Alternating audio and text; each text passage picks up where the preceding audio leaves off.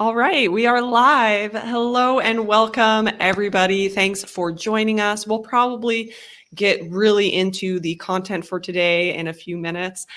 So as you guys are coming in, go ahead and say hi in the chat.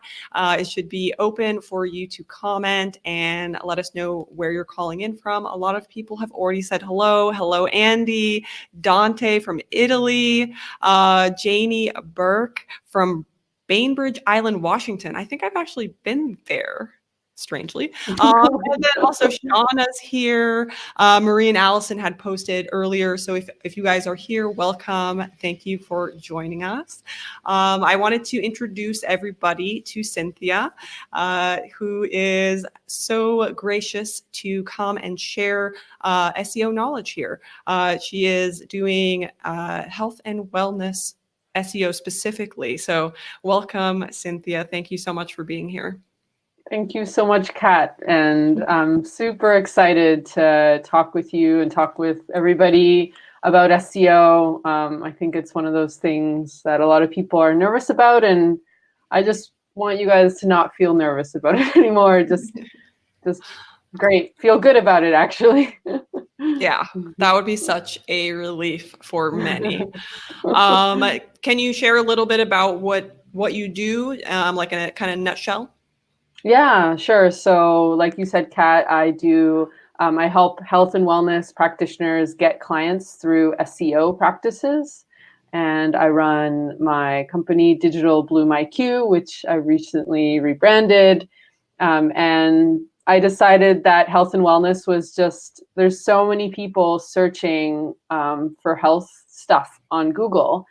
And I think there's just such a big opportunity for those types of businesses to connect really organically with an ideal audience and help a lot of people that they maybe wouldn't be able to help in other situations. So it's such a perfect fit. And I personally am really passionate about health and wellness as well. So it just really worked out. Yeah, no, Thanks totally. again, Kat. Yeah, you're so welcome.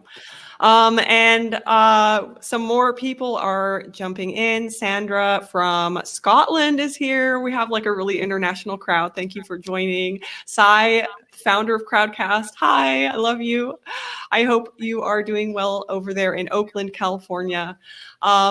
So before we jump in, you did mention, Cinthia, that SEO is about getting found through search. And you said SEO as if our audience already knows what SEO is. So before we jump into the SEO mistakes, perhaps we should kind of define what SEO is. Can you give like a kind of a simple explanation of what SEO is? Yeah, sure. So SEO stands for search engine optimization. And basically, it's making our sites friendly for Google and people to find us. So there's a component that's more technical for Google. And then there's a component that's very psychological for people. And so that's basically doing SEO. A lot of people think it's just about the technical.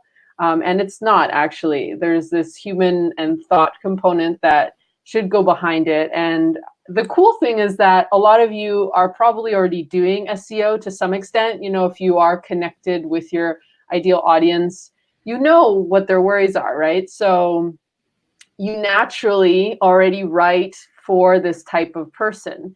But I believe, doing it even more consciously and having some understanding of just the basics can make such a big difference of how to approach it.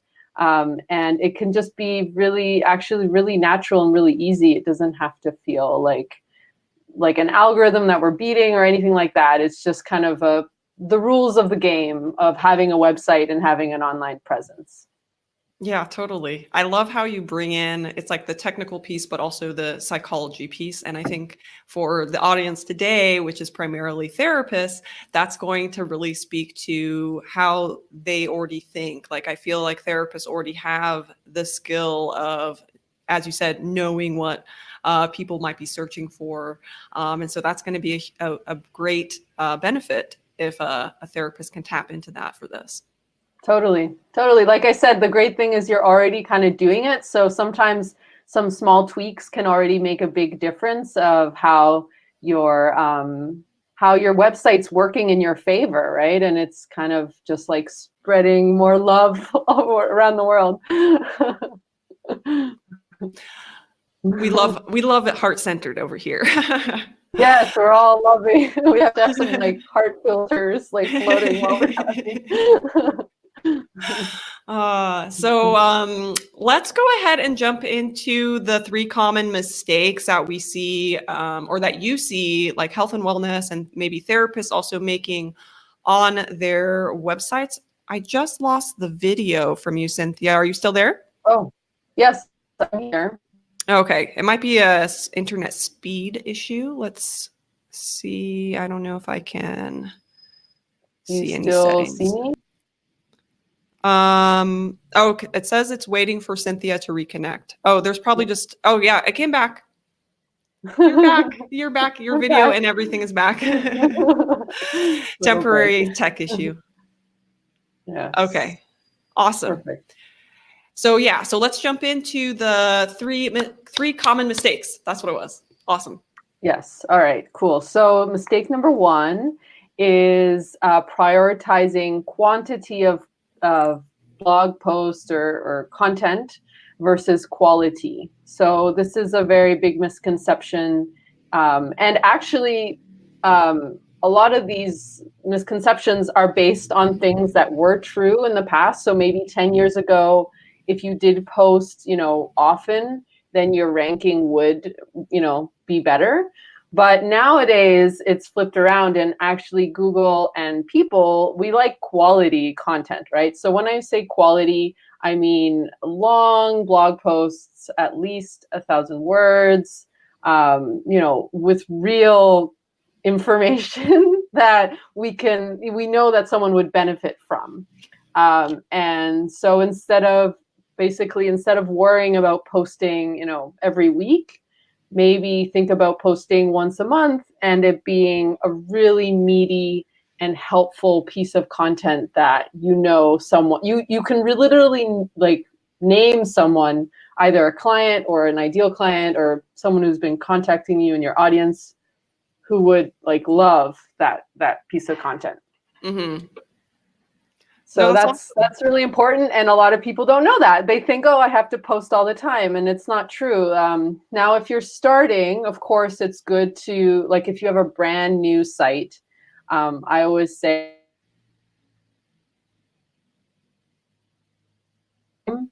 but if you've been around for, a year, posting once a month or even once every 2 months, and it's good content, like you feel awesome sharing, then that actually is more beneficial to your SEO than having to worry about constantly pumping out small posts that aren't as valuable. I love it. I love that. And that also kind of helps therapists with this idea of, again, going back to like the empathy, and like I loved how you were saying, like, think of like a best fit client and write for them. Like what is a great blog post that they would actually find value in, and then focus on that type of quality content instead of like being a content machine and pumping out like a post every day, like, or every week, or at like a really unsustainable rate.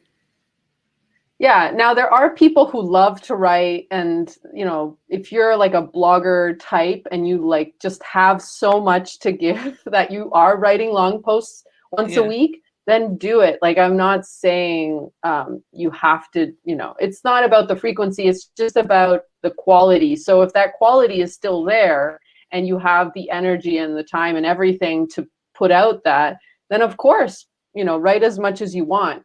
But I think most of the clients I work with, they don't have that much time, and they want to, make sure that everything they're doing for their site is really working towards something. It's not just like random. So I feel like once a month feels more manageable, or even like once a quarter.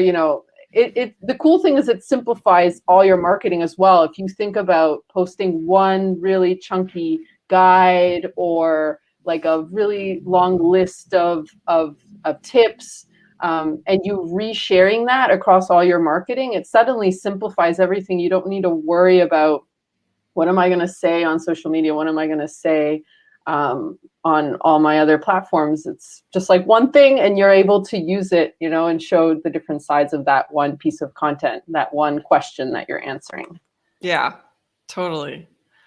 And I think one thing that I'm thinking of as you're talking is like how to bring this back to search. So I think for some of our like beginners or people that are new to SEO, how does this like blogging help with the getting found through Google? Right. So basically, when we have a blog on our site, Google, well, as soon as we have a website, Google starts to track it automatically. So that's the great thing about SEO. It's a lot of people who've had a site for a while, they'll naturally have just some ranking pages, because something else that Google looks at is how long has your site been up. So time of like birth, I guess, in a way, of the site is something to consider. So as soon as you start writing blog posts, Google will start to track that and to see how many people are actually staying on that page, right? So this relates to the point that I just pointed out, because if you have people who are clicking on your page and staying there for at least 3 to 5 minutes, Google says, hey, this page is actually useful to people. There's a lot of other triggers that they look at, but this is one, linger time, it's called, that Google really is paying attention to. So the quality, and if we just forget about Google, like if we're just thinking about, well, I want to help someone, right? If I'm a therapist and I'm, helping someone through their anxiety, if I'm creating a bigger piece of content that I think will be useful, that has maybe a video or has, images or has something else that's like just more engaging, then that's going to help someone way more, right? So not only is it something that Google is looking at, but also people will be more likely to share, right? Because that's the thing people forget, right? Doing SEO for Google is important, but if you have good content, people are going to share that content, and that's also SEO worthy, right, in a way. So that's how it relates. And Google basically looks at it, like kind of scans your page basically in a way and looks at all the words that you're using. And that's how they kind of end up matching them up with the searches on Google. Mm-hmm. Yeah. No, I love that. Yeah, I love that. I love that. Awesome. And I love how it's kind of like there's like a mistake within this mistake as well, where you're kind of saying like it's a mistake to focus on making a ton of content that's not very high value. That's a mistake. But then another mistake would be just to think about the technical SEO things and not think about the humans. Like it's a human experience on your website. And I think search engines like Google are getting smarter about making things rank that actually provide a good experience for people. And so if you're a therapist watching this and you're just focusing on that empathy that you have for your client and making sure that everything is very high quality and high value on your website, that's also actually doing SEO, is kind of what you're saying.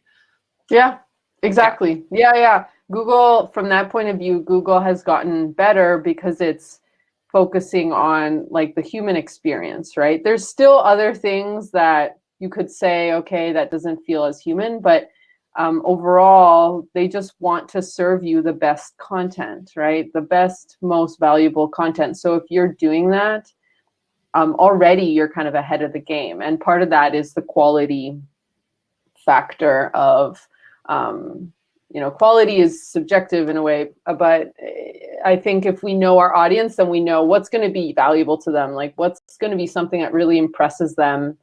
And the great thing is like, that's pretty much free, right? Like obviously you have to put time and energy, but if we know our audience and we really want to help them, then it's just a matter of sitting down and creating that for them.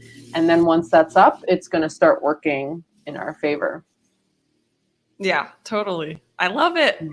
Awesome. So let's move on. As we're talking, everybody here who's live, if you have questions that are coming up, if you're like, oh my goodness, I need to know an explainer of a term or something like that, feel free to pop that into the chat, and I'm going to be looking over that as we go. There is also an ask a question feature down below, so we will also have some open Q&A at the end if you would like to ask anything that way as well. But let's go ahead and move on to the second mistake. So that was mistake number one. What other mistakes are you seeing, health and wellness and therapist businesses do?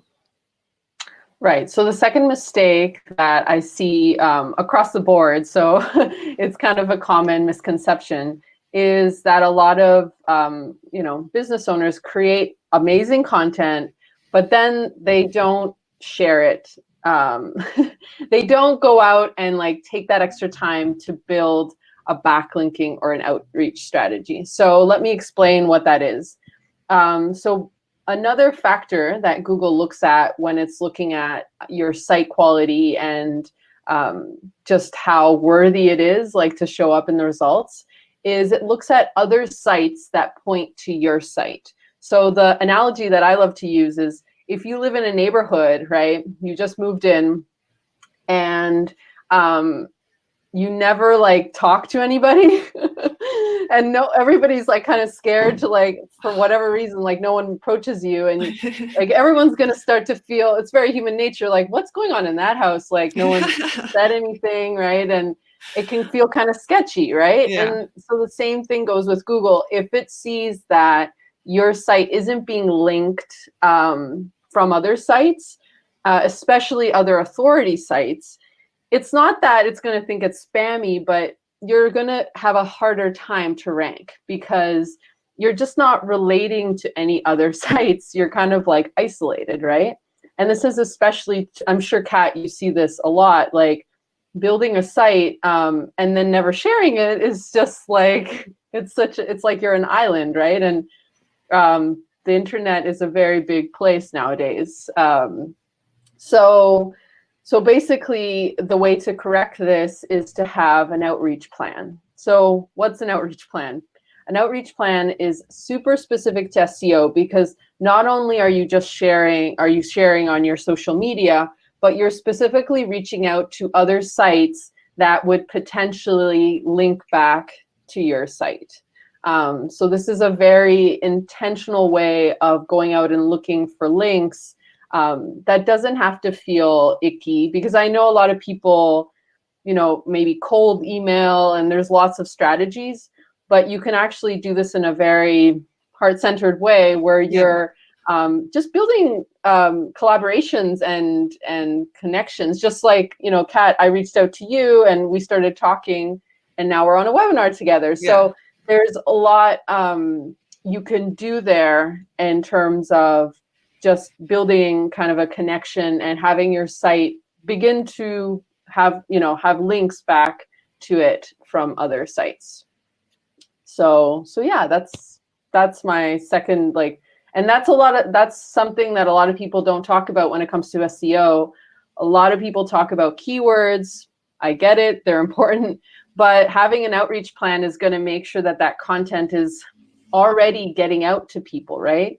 So just some ideas in case some of you are like, well, that sounds great, but I have no idea where to start. Yeah. So one thing you can look at is a lot of sites do this thing called link roundups. So they'll actually round up a bunch of links on a weekly basis or even monthly basis. And if this person has a nice amount of traffic, this can be a really easy way to get traffic back to your site. So of course, before you pitch someone on a link roundup, you need to build that connection. So I say that there's like a warm-up phase where you're getting to know the person and they're getting to know you. And then later down the line, you can pitch them, hey, I have this great blog post about anxiety or about stress, and here's like a link roundup that you did specifically about stress. I think this post would be useful to your audience. So it needs to feel like a good fit. It should have like a natural feel to it, I guess, of like a next step for them to share. Another idea is podcast interviews. those are a lot easier because if you're already giving so much value to the person through a podcast episode, they're going to naturally link back to your website. It's a great way. And then guest posting, that's another, especially if you're starting out, guest posting is awesome because you're able to really show off your knowledge. And then at the end, in a bio, you'll have a link back to your site. And who knows, you might get some clients that way as well. So those are some ideas, but there's tons. And I just, when I work with my clients, I really focus on, again, the connection. It shouldn't feel, a lot of people feel awkward reaching out to people you don't know, but it should feel like a good fit. Like a little bit of like discomfort is normal, but it should be like, okay, I can see this being like a good exchange for both parties, not like a forceful thing or spammy thing. Yeah. Yeah.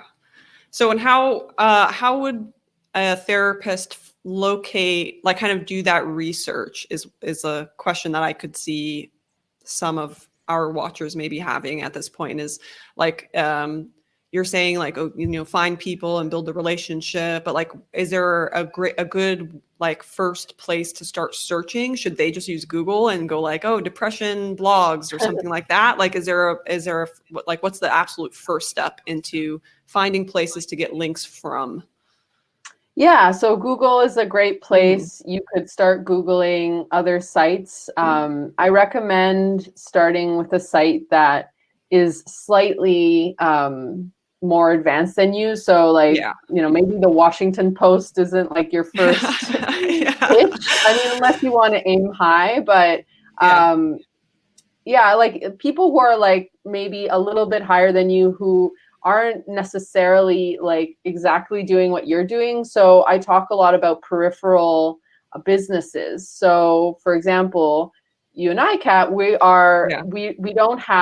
don't do direct, we're not direct competition, but we serve the same audience. So we really benefit from each other because we both talk to the same type of people, but we're doing different things. So for a therapist, this might be maybe like a wellness blogger, maybe a nutritionist, maybe like a fitness coach, anybody who's like vibing with what you specialize in, but they're not doing exactly what you're doing. And that's important to identify. So maybe some of you've never thought of your business this way, but this is going to change how you do your marketing, because suddenly you're not just pitching to your direct clients, which are important, but you're also pitching to other communities who already have that trust factor that you can then kind of plug into and get clients from. So, so first, maybe the first step would be to actually brainstorm, like on a piece of paper, what types of communities you would be interested in helping. Maybe it's like a yoga community that specializes in mental health. Maybe it's like a meditation community. Maybe it is other therapists as well, right? But again, those are direct competition, so it's a little bit. It can happen. Like you can totally be featured, but there's a little bit more of it's a little harder, right? Because you're both the same type of client. Yeah, with therapists, I believe there is an opportunity with other therapists because sometimes therapists are very specialized. And so you will have, for instance, someone who does DBT, which is a very specialized modality, but then, they work with really tough cases. They might work with, suicidal ideation or something. And then there are other therapists that don't work with DBT or don't work with suicidal cases, and then that referral can also go that way as well. So, a simpler example is like someone who's specialized in working with kids, but they don't work with adults, and then you can also network that way. But yeah, it's totally important to do like distribution and get yourself in front of other audiences, and also for SEO because of those links. Yeah. So I'd say the first step is, brainstorm what other audiences you'd love to talk to, right? And then once you have that, you can actually start investigating kind of on a day-to-day basis, because I believe that we should be looking for opportunities all the time in our business. This shouldn't just be like an isolated thing for SEO. it's beneficial overall for our marketing to be contacting new people and associations and individuals to be featured, or to feature them, or to do a collaboration. Like, there's just so many options. Another idea that I got for therapists are maybe coaches, right? So Yeah. coaches who maybe have an audience who would need help in your type of your specialization could be another good fit, because a coach is not the same as a therapist, and that could be like another step to serve that audience. So yeah, and then in terms of like where to search, Google obviously, but Instagram is also great because people are so vulnerable on Instagram. So they give you so much information to investigate off of. It's kind of crazy. Facebook groups are also a great place, just kind of tapping into a couple and seeing what people are interacting with or resonating with. And then really, I recommend this become like an ongoing pitch, because ongoing pitch. I mean, you should be pitching regularly, and I'd say like a couple per week. And the reason for that is not everybody is going to say yes, and not everybody is going to respond. And that's normal. That's just part of the pitching process. So I would say, if you can get out a couple pitches per week, then, one might actually confirm out of those, maybe 5 pitches. Yeah. And then there you have it, right? And you have a collaboration, you can start building that relationship. So if you have a podcast, or if you have like a guest series, like a guest expert series on your blog, that could be a great first pitch. That usually, people love to be featured. So if you go to them with some sort of something proposed, then a lot of the times that will hook that person and that will start the relationship. You can also just reach out and say, hey, like, I noticed we serve similar audiences. I'd love to chat on the phone for 15, 20 minutes, and just keep it really short and simple, and easy for the person to follow up and take the next step there. And Totally. and then after that, you can kind of enjoy that. And then, maybe a month or 2 months or 3 months down the line, you can do something a little bit more serious, where you're asking them to, link back to your site, or, doing something where they have a permanent link, like on a main site section. A lot of people have like resources, right? And then they'll include a bunch of links back to other sites, and that could be a really interesting opportunity. Awesome. Wow. Yeah. So many ideas of how to do this. And also, I love that we were able to break it down in like where to like start, like the first baby step of just like thinking about who it is you want to reach, who has the audiences that you want to reach, what types of audience you want to reach. Super helpful. Yeah. Let's move on to the third mistake. So this is the third mistake of, what people misconception about SEO, or something that they're not exactly doing in the most optimal way to get found through Google. So this kind of ties into the last step, but I do want to point it out because it's really important. I think the third mistake with SEO is creating content that just targets our ideal audience. So let me explain this a little bit more. But remember, we were just talking about this peripheral vision, or this like partner business that we could, work with or collaborate with. So when we have our ideal client, a lot of the times that ideal client, it's not a natural thing for them to share content that's specifically made for them. So for example, let's say, I suffer from anxiety or depression, let's say.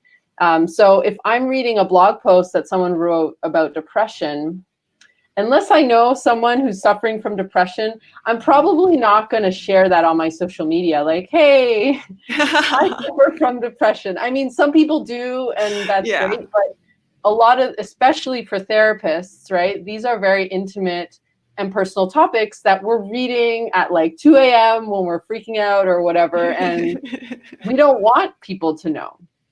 So when it comes to understanding what we're supposed to write about with SEO, we should definitely be writing content that directly helps our audience, but we also need to think about these other types of businesses that can then take that content and share it with their audience. So there's a little bit of a shift in how you think about that, because suddenly you're thinking, okay, if I had to help a coach who is wanting to help their clients with depression or with anxiety, how would I write that content, right? Or how would I think about that content? Or, if I'm writing for a yoga instructor who is teaching breathing techniques for anxiety or stress, how would I write that content? So experimenting with content that is slightly more designed for this other type of business might feel counterintuitive, because you're like, but I'm trying to help my ideal client. But when it comes to SEO, we want it to be super shareable. We want people to be like, I feel so smart sharing this. I just want everybody to know about it, right? Yeah. So what I recommend is to create two personas. So you create a persona, a search persona, right? Basically, it's just a profile of who your ideal client is. So their age, what communities they hang out in, what they buy, what they love. This is like a fictitious person that you just come up with so that you can write. Yeah, you have somebody in mind when you're doing content creation. Yes, right. Yeah, you can do both. I usually do like a mix of like someone real, but then someone fake, not real, because it's nice to say, oh, Reese Witherspoon would totally hire me, right? But then you can also be like, okay, but then I have this other persona. So you create one for your ideal client and then one for this other business who is kind of very beneficial to you, right? And then when it comes to SEO, you're creating content for both, and really looking at where you can get that other business or that peripheral business to share that type of content. So this is this is like a kind of advanced secret that no one knows about, but I wanted to mention it because you guys are getting all the advanced stuff right off the bat. Like it. Love it. It's important to think about this because it's gonna get you a lot faster results from your SEO instead of just writing for your ideal client, who, again, they might share it, but they don't have as much of a reason to share it, right? Because they're just thinking about them, unless they have a girlfriend or someone. But when it comes to another business, they have an audience who this type of content would benefit. So you have a way wider opportunity of getting shares and getting a new set of, new sets of eyeballs, basically, on that beautiful content that you spent so much time creating. Right. So that's my third mistake. That's awesome. Correction. No, yeah, that's super insightful. And I think something that I always like to say is that we create websites for two audiences. So it's interesting that you're saying it basically the same kind of way. And the way that I've always framed it is one audience is your best fit client, but the other audience is your best fit referral.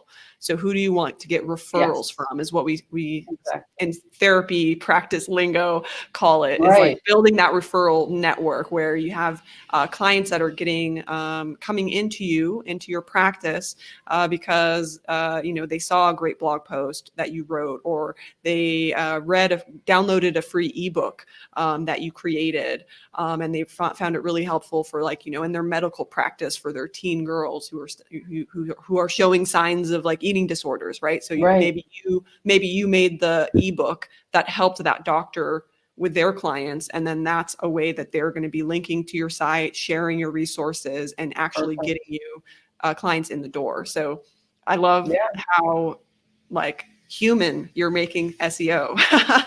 Yeah, it's super human centered, and it's important I think it's way easier to think about it that way, because suddenly you're not worrying about algorithms or like, whatever, your code or something, you're thinking about, who am I connecting with? Who am I helping? What communities am I a part of? What conversations do I want to be having?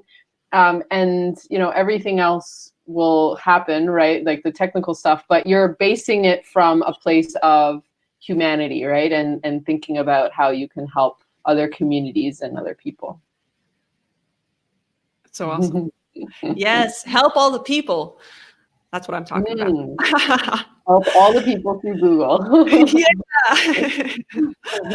Yeah. So I do have some questions that are queued up at the bottom here in the Ask a Question link. We are going to get to those right now. We're going to open up to questions. Also, if you are watching live, feel free to ask a question either in the chat or also below. But before we jump into the questions, I wanted to make sure that we share that Cinthia has a free gift for everybody who is watching this call. Do you want to share about what your free gift is? Sure. So just going off that last mistake of the search persona, I created a search persona worksheet, and that's a printable worksheet that you can brainstorm on if you're into paper like I am. You can do it on the computer. Yes, I'm like, there's piles of paper here you guys aren't seeing. So that's a great starting point for uncovering who this person is, in terms of who you're trying to target with your searches, and this referral, business that you can also talk about. And so the worksheet just has some questions and some ideas to get you started on that step in having a more SEO conscious blog strategy for your website.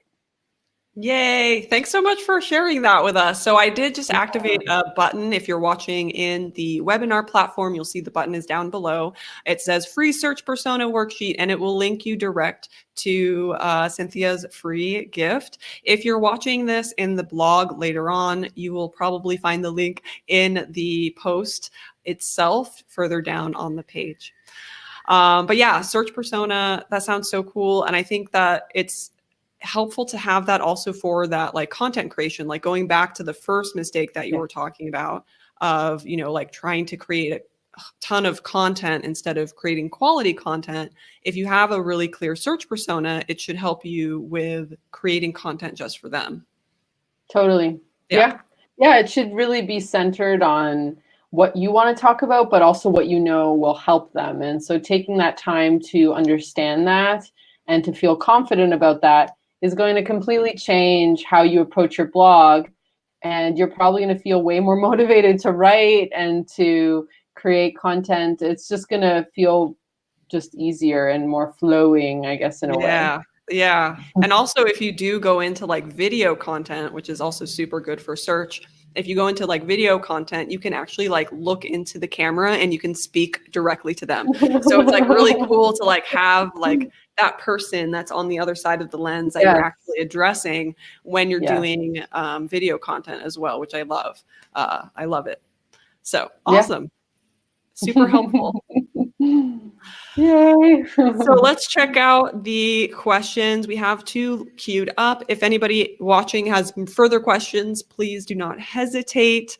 Our first question is from Vicky, and Vicky asked, how much effort, as in time, hours, days, months, years, will it take? I suppose Vicky means SEO. How much effort will SEO take, and is it ongoing? So this is a great question. It's a really good question. A lot of people ask this because I get it. It can feel like, why am I doing this? So first, it depends on where you're at right now. So if your site has been online for a couple of years, let's say like 3 to 5 years, your SEO, doing SEO strategically will be a lot faster. So you might actually get results within the first month. if you're already ranking on some keywords, and it's just a matter of tweaking that and, improving those blog posts and having the outreach strategy like we talked about. Now, if your site is like brand new, just like born into the world wide web, and you're starting out with a couple blog posts, it will take more time. It might take 6 months. It might take a year. In terms of the effort, I mean, like we talked about during this webinar, again, if you have a site that's already been around for a couple years, if you spend a little bit of time every week, let's say, I don't know, like 2 hours a week, like writing, tweaking blog posts, doing your outreach, that should be enough. I think it's harder for a new site. A new site is a little bit more intensive. You're just like, it's kind of like going to the gym, you go to the gym, you haven't gone for a while. And if you go and you say to the fitness instructor, hey, I want abs, or like, I want defined muscles. And the guy's like, okay, you've been here once, like you can't just do that. So it takes a couple months, right? And so usually with the clients I work with, if the site is brand new, I tell them, at least 6 months, to see some like ranking, some Progress, growth. yeah. But the cool thing is that if you do this consistently over time, it becomes a snowball effect, and it's so much easier to rank. And that's why all the strategies we talked about today, I think, are beneficial for not just SEO, but all parts of your business, right? So again, when I work with my clients, it's really focused on getting their next client. And the outreach strategy, just the act of doing outreach, might generate some leads for you. The act of creating a blog post and then sharing it with whatever your email list is right now already might generate some leads for you. So I get it. We all want more traffic, but I always think, okay, what's going to get you your next client now? And sometimes it's just about doing the simple things of writing a great blog post and sharing it with people who are already in your audience, right? Right. So it is an ongoing thing. So that was like the last part of Vicky's question. But it doesn't have to be a torturous, ongoing thing. It can be something that feels really natural and just beneficial to everything you're doing in your marketing. And it can also be an interesting way to uncover, what your audience is needing help with. A lot of the times we have because we're in our businesses every day, and we have all this knowledge, we forget what it's like to be on the other side. And so SEO is also a great opportunity to take the time to stop worrying about our stuff and just listen to the other person, the other side of the question, and say, okay, what's going on? What are they really worried about? And you'd be surprised. Sometimes it's something really simple that you think you have to get into all the technical details of what you do, but it's sometimes the simple questions that are the most impactful. So SEO, part of that process, that ongoing process, is listening to your audience, surveying your audience, asking them questions, getting on the phone once in a while for free with someone and just asking them what's your life like? And, what are you going through? Well, you don't need to ask it like that because that's very personal, but, just asking them what are their worries? What are their concerns? Not just related to what you do, about just in general. And that can open up new ideas for you, new service ideas, new opt-ins, or new online, kind of passive income products.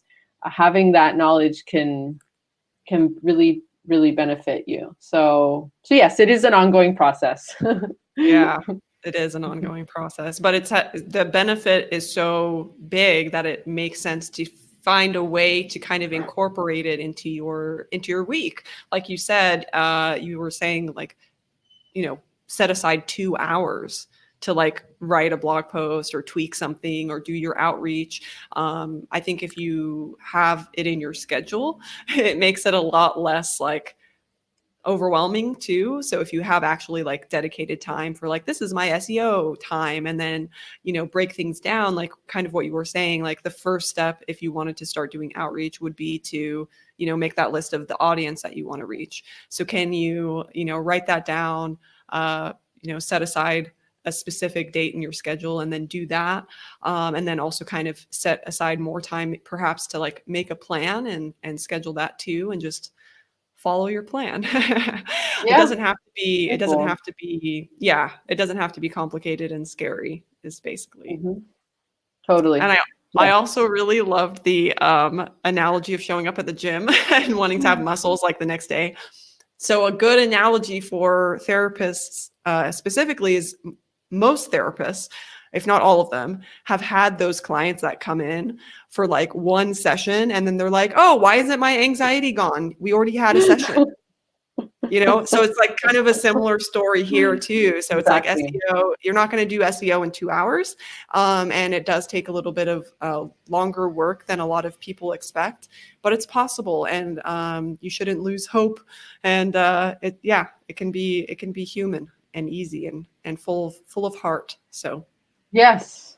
And the great thing, unlike a lot of other marketing, you're already doing some form of SEO. Like if you have a blog, like if you have a site, your site is on, it's being tracked by Google. So now it's like a choice. Like, do I want to do it a little more consciously where I know, it'll not only benefit my business, but benefit more people who I want to reach, or, just benefit someone who might not be able to hire me, but just needs some information, right?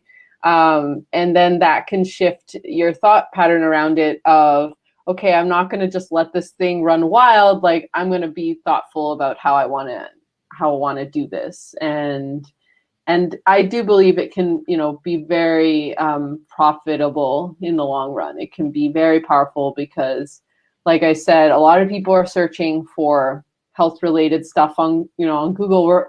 I always love, it's hilarious when you start typing a search and it starts showing you like possible searches. Sometimes the questions, like those are real searches from other people. It's like, oh my God, like this is like our intimate space of searching crazy stuff. Like, so when it comes to health, it can be just a great place to connect with someone who, eventually might buy from you, or eventually will just be part of your community. And like Kat said, refer other people to you possibly. So yeah. Yeah, totally. And I think that I love that you hit on the point of like generosity and how, it shifts things when you start thinking of content as how can I help instead of like how can I get clients necessarily. I mean, it's going to get you clients, but if you are coming from a heart-centered place of like, how can I help my best fit client? How can I help people that are helping my best fit client or speaking to them that are potential referral sources? So it's like a really amazing shift when you start thinking of marketing in terms of generosity as well, which I think is so cool. Yeah, and it takes the pressure off. Again, if think about it like going to the gym, you're not so focused on the muscles, you're focused on feeling good or feeling strong, right? So when people come to me and they're so, I get it. We're doing this because we want more traffic, we want more clients, but there can be like kind of something that gets built along that journey that can be just as beneficial. And when you focus on that, it can also just, you're not as like obsessed with the traffic. Looking at the numbers every day. It's not like it's such a panicky sort of thing. It's more about what's the quality of the connections you're building, right? Like that should be the measure of our business efforts. Yeah, I mean, if you have a tiny audience, but that audience fucking loves you, then you're golden. Yeah. Like that's totally. You made it. You made it. Awesome. All right, let's jump into another question. We have one more here. Again, there's only a small group that's attending live. I'm sure a lot of people are watching the replay. Hello, replay crowd. But yeah, if you do have a question because you're watching live, feel free to ask in the chat or down below. But we're going to jump into the second question that we do have here, which is from Sandra. Sandra said, would it help for therapists who are all starting to guest post on each other's sites? Oh, this is a really good question, Sandra. So it's like, I think the question is that therapists that are all starting out in private practice and they're just launching maybe their first website for that practice, does it help if they're all like exchanging guest posts among them? I think. Yeah. So that's a good idea, but I would recommend to also pitch sites that have some actual traffic already, right? So the whole idea of the guest post is you want to pitch another site that is already established because they're going to have an audience that you don't have yet. Now, that is a great, maybe a great idea for, maybe doing a joint guest post where you're able to, share each other's insight on one blog post. Maybe that would be a good way to start so that you have kind of a chunky piece of content in one place.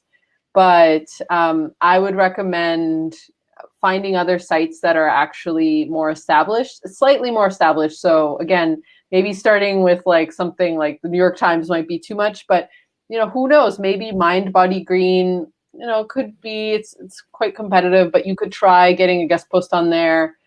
There's tons of those. There's so many sites around health and wellness, right? So it's just a matter of finding someone who's a good fit and who has an audience. That's going to get you a little bit faster to an actual audience, because if you're all starting out, then no one, you're all going to be, you can like to start, if it gets you going, then there's nothing wrong with that, right? But complement that with also pitching someone who you're maybe a little nervous about because they're a little more advanced on their, SEO stuff. And so you can exchange some of their audience for your lovely knowledge. Yeah. So a tip too on guest blogging on like higher authority sites.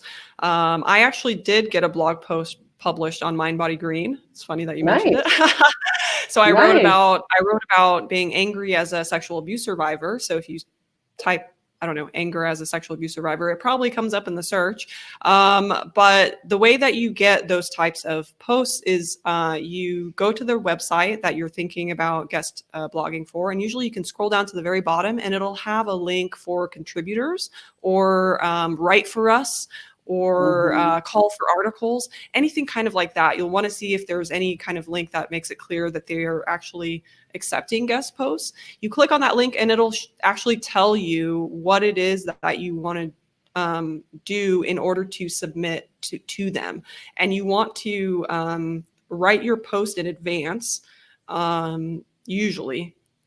Follow the directions you find. But the thing that I've noticed mostly is that you want to actually write a post and then you send them that post and try to pay attention to the specifications of how to submit to them, because some of them will have like weird directions, like don't put the post as an attachment. So like don't attach it as a document. A lot of them sometimes will just want to skim it really quickly in the email itself.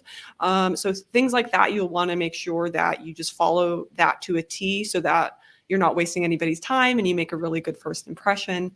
And then they usually will get back to you in like 2 to 3 weeks and let you know if it's accepted. And if it's not accepted, you can also take that same article that you've put your heart and sweat into, and you can pitch it somewhere else as well. But you do want to give a little bit of a buffer time to make sure that you're not getting double published or something like that. So yeah, no duplicate content. Guest posting is a whole world, and it's a great place to get started because you get featured and those sites get a lot of traffic, right? So it could be a really great shortcut way to complement, as you start to build your own SEO strength on your site, all the knowledge that you're already helping people with can reach a bigger audience.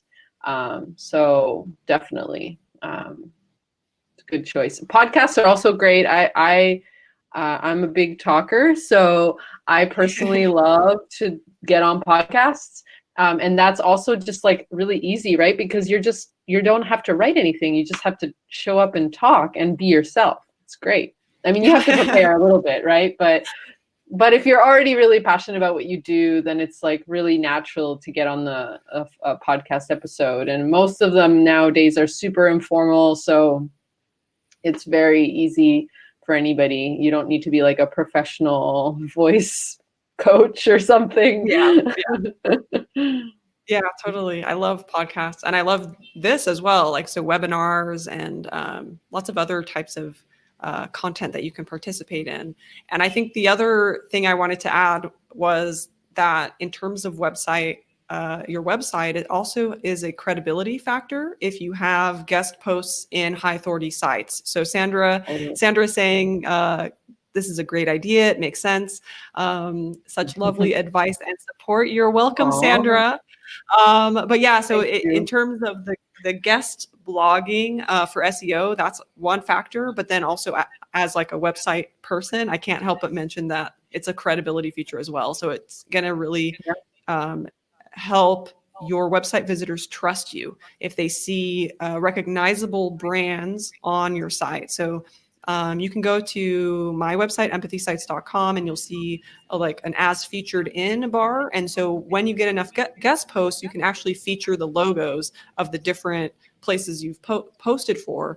And so it's really nice if you have, like Huffington Post, Mind Body Green, and like all of these different ones that your website visitors will instantly recognize, and your referral sources will instantly recognize, and they'll be like, oh, I trust this person. They know what they're talking about. They're an expert. I want to send clients their way. And so, or I want to be their client. So it's really, as you've been mentioning, Cinthia, SEO isn't just about SEO itself. It also impacts all of the other marketing that you do. It's a great complement. It also may be something that you're already getting some, if you're already doing SEO, if you're blogging to some extent. So yay. Yay. All right. So I don't see any further questions. We are also about 2 minutes away from a full hour session together. So let's see, just double check that there aren't any other questions. It has been so nice. So how can people find you, Cinthia? So I am on the Instagram, although I have a weird relationship with Instagram. I don't know if I'm the only one, but I do log in and interact with people at Digital Bloom IQ.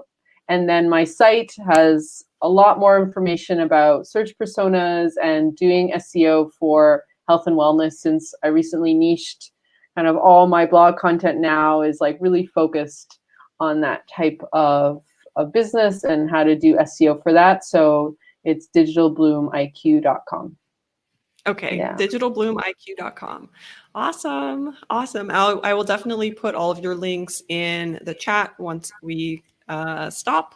And then also I'll put your information and the links mentioned today in the blog post as well. So perfect. Okay, super great. People are saying thank you. Kirsten says, thanks so much. Been very helpful. Great ideas. Dr. Shauna Freshwater says, thank you for your time and guidance. Thank you, everybody, for attending. It has been absolutely wonderful. Thank you, Cinthia, for coming. Thank you. Yeah, I love any follow-up questions. Just also, I guess you can leave a comment in the blog post that you'll be putting live, and I'd love to support you. So if anything comes up as you are like thinking about your search persona, or if you're feeling stuck with ideas, I'm like a fountain of ideas. So I can coach you through that as you're filling out that information and starting to think about your content differently. Yay, that's super helpful. Thank Dante also you. says thank you. So Thanks, thank Dante. you. Yeah, thank you, Dante. Thank you, everybody, for coming. We will end our broadcast here. Please, if you missed anything or you missed part of this call today, you can stay on this link, and this link will refresh with the video so you can watch the replay. All right, And everybody thank you, have, Kat, as well. oh, thank you. Have a great day, everyone, and keep doing the important work that you do. Thank you. Thanks. Bye. Bye.